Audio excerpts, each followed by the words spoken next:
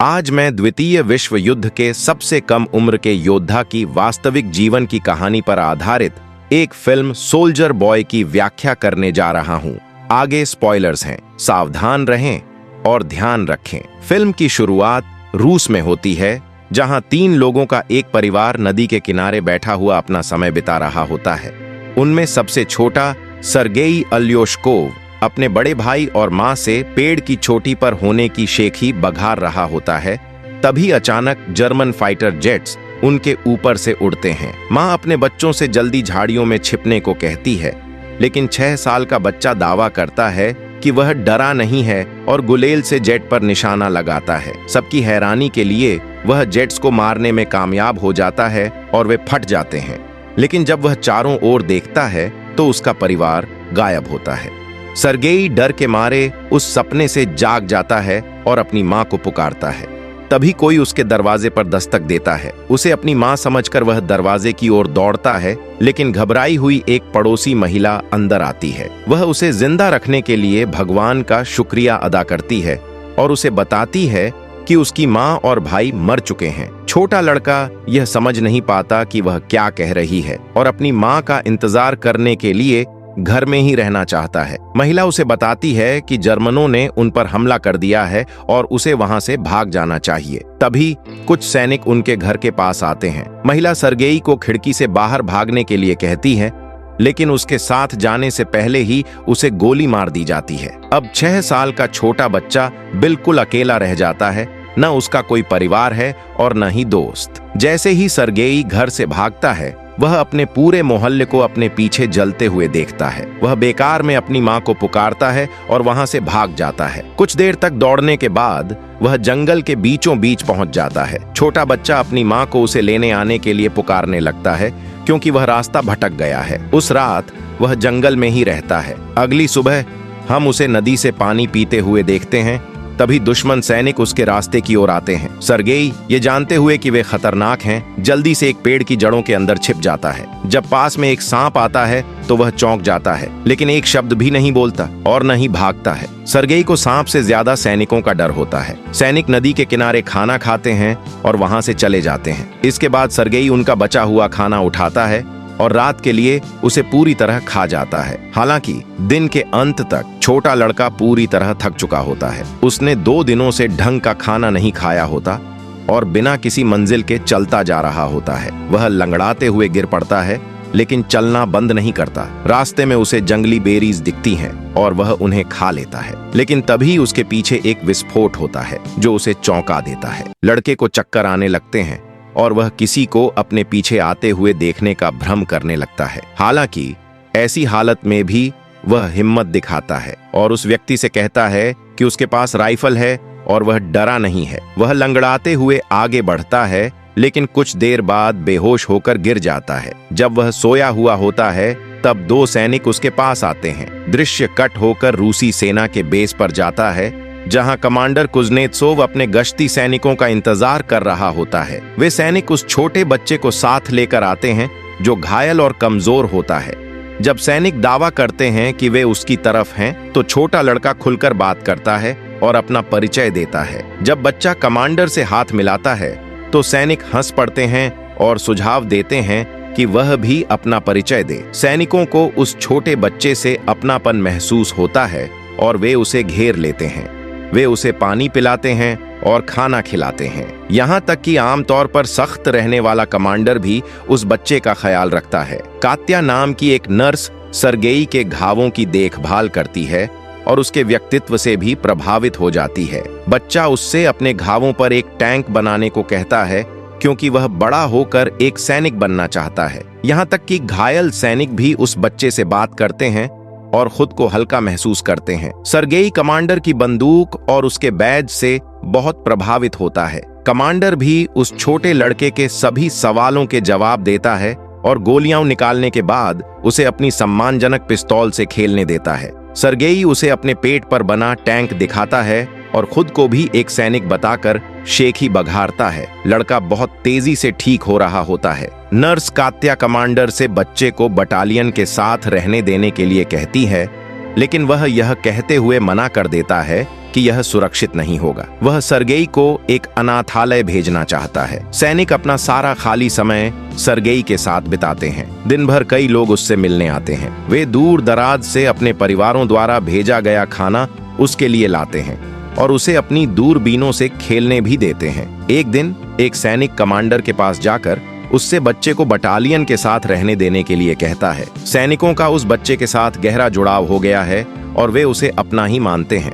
उसकी मौजूदगी उनके सीने से युद्ध का बोझ हल्का कर देती है। हालांकि कमांडर इस बारे में अडिग रहता है। लड़के को उसकी अपनी सुरक्षा के लिए अनाथालय भेजने पर अड्डा रहता है। अगले दिन दुश्मन हमला करते हैं और कई सैनिक घायल हो जाते हैं। सर्गेई को अनाथालय ले जाने के लिए एक वाहन आता है। कमांडर बच्चे को यह खबर बताता है और उसे उपहार में एक लकड़ी की सम्मानजनक पिस्तौल देता है। बदले में लड़का उसे गले लगा लेता है और कहता है कि उसे कमांडर की सुरक्षा की चिंता है। उसके आलिंगन में कमांडर पिघल जाता है और अपना मन बदल लेता है। वह सर्गेई से कहता है कि वह उसके बेटे के रूप में सैनिकों के साथ ही रहे।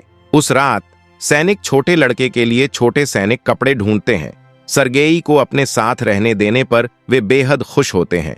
कमांडर सर्गेई को जगाता है और उसे कपड़े देता है।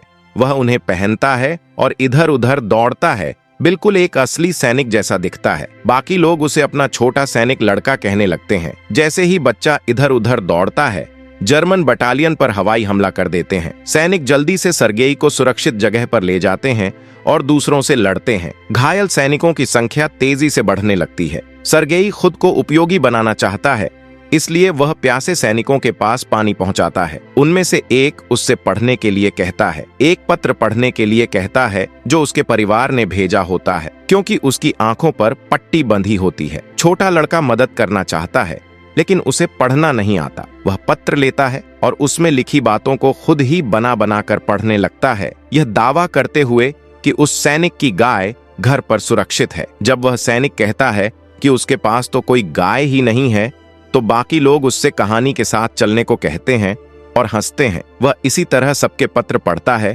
और उनका मन खुश कर देता है। अगले दृश्य में हम कात्या और कमांडर को बात करते हुए देखते हैं। दोनों एक दूसरे की ओर आकर्षित लगते हैं, लेकिन अपनी भावनाओं का इजहार नहीं करते। बाद में सर्गेई कमांडर से कहता है कि वह बटालियन में एक ऑर्डरली के पद पर है और खुद को उसी रूप में परिचित कराने लगता है। हालांकि तभी लड़का हमले में सैनिकों की एक चौकी को नष्ट होते हुए देखता है। कमांडर उसे मारे गए सैनिक को सम्मान देने के लिए अपनी टोपी उतारना सिखाता है। अगले दिन वह जिद करता है कि कमांडर उसे एक मिशन दे और उसे सैनिकों के बीच पत्र बांटने का काम सौंपा जाता है। वह अपना काम कुशलता से पूरा करता है और सैनिकों को उसके लिए नचाने तक में सफल हो जाता है। अगले दिन सर्गेई अपनी दूरबीन लेकर बेस से थोड़ा दूर चला जाता है। जैसे ही वह उससे खेल रहा होता है, उसे भूसे के ढेर के अंदर से किसी का पैर हिलता हुआ दिखाई देता है और वह वापस दौड़ पड़ता है। वह बटालियन के पास लौटता है और सैनिकों को अपनी खोज के बारे में बताता है। सैनिकों को शक होता है, लेकिन फिर भी वे बच्चे की बात मान लेते हैं। जब वे भूसे के ढेर के पास पहुंचते हैं तो उन्हें नीचे छिपे हुए 2 जर्मन जासूस दिखाई देते हैं। जासूसों को गिरफ्तार कर लिया जाता है और बच्चे की समझदारी की तारीफ की जाती है। उस रात कमांडर सर्गेई को उसके गोद लेने के कानूनी कागजात दिखाता है। अब वह आधिकारिक तौर पर उस बच्चे का पिता बन चुका होता है। सर्गेई को कात्या के लिए कमांडर की भावनाओं के बारे में पता होता है, इसलिए उसकी मेहरबानी का बदला चुकाने के लिए वह उसे उससे इजहार करने ले जाता है। लेकिन दोनों उसे किसी और आदमी से बात करते हुए देखते हैं और गलतफहमी में मान लेते हैं कि वह किसी और में दिलचस्पी रखती है। बेस पर जर्मनों द्वारा फिर से हमला किया जाता है। इस बार सर्गेई पूरी ताकत से सैनिकों की मदद करता है, फ्रंट लाइन पर मौजूद सैनिकों तक गोला बारूद पहुंचाकर, लेकिन वहां के सैनिक उसे वापस शेड में जाने का आदेश देते हैं क्योंकि बाहर बहुत खतरा होता है। जब वह शेड में पहुंचता है तो वह कमांडर और दूसरों को घबराया हुआ देखता है क्योंकि कर्नल से फोन का संपर्क टूट चुका होता है। एक सैनिक को टूटे हुए तारों को ठीक करने के लिए भेजा जाता है। सर्गेई उस सैनिक के पीछे जाता है और देखता है कि वह घातक रूप से घायल हो चुका है। वह मरते हुए सैनिक से पूछता है कि वह तारों को कैसे ठीक कर सकता है और वह यह काम खुद ही कर देता है। संपर्क फिर से बहाल हो जाता है और सैनिकों को बुला लिया जाता है। 6 साल का बच्चा सबकी जान बचा लेता है। बाद में हम कमांडर और कात्या को नदी के किनारे बात करते हुए देखते हैं। कमांडर आखिरकार उसके सामने अपने प्यार का इजहार करता है और उससे सर्गेई की मां बनने के लिए कहता है। कात्या खुशी से फूली नहीं समाती, लेकिन वह कुछ कह पाती उससे पहले ही एक सैनिक उनके पास आता है और कमांडर को एक पत्र देता है, यह कहते हुए कि उन्हें बेस से रवाना कर दिया गया है। अगले दिन सभी सैनिक सर्गेई के साथ अपने नए बेस के लिए रवाना हो जाते हैं, लेकिन रास्ते में वे एक बारूदी सुरंग वाले इलाके से टकरा जाते हैं, जिससे उनके कुछ वाहन उड़ जाते हैं। कमांडर घायल हो जाता है, जबकि समूह का ऑर्डरली, जिससे सर्गेई बहुत करीबी था, उस विस्फोट में मारा जाता है। वह रोता है और कमांडर को गले लगा लेता है। वे घायल लोगों को अपने साथ ले जाते हैं और अपने नए बेस की ओर यात्रा जारी रखते हैं। जब वे आखिरकार दूसरे बेस पर पहुंचते हैं तो उनकी मुलाकात कमांडर के वरिष्ठ अधिकारी जनरल से होती है। वह भी बच्चे की महत्वाकांक्षा से प्रभावित होता है और कमांडर को बधाई देता है। इतने होशियार बच्चे के होने पर कमांडर की बहुत प्रसन्नता होती है। अगले दिन उनके डिवीजन को गार्ड का झंडा दिया जाता है और उसी तरह बच्चे को भी सम्मानित किया जाता है। जब जनरल उसे उसका बैज देता है तो वह वादा करता है कि वह अपने देश की रक्षा करेगा। एक रात उनके बेस पर बर्बर हमला होता है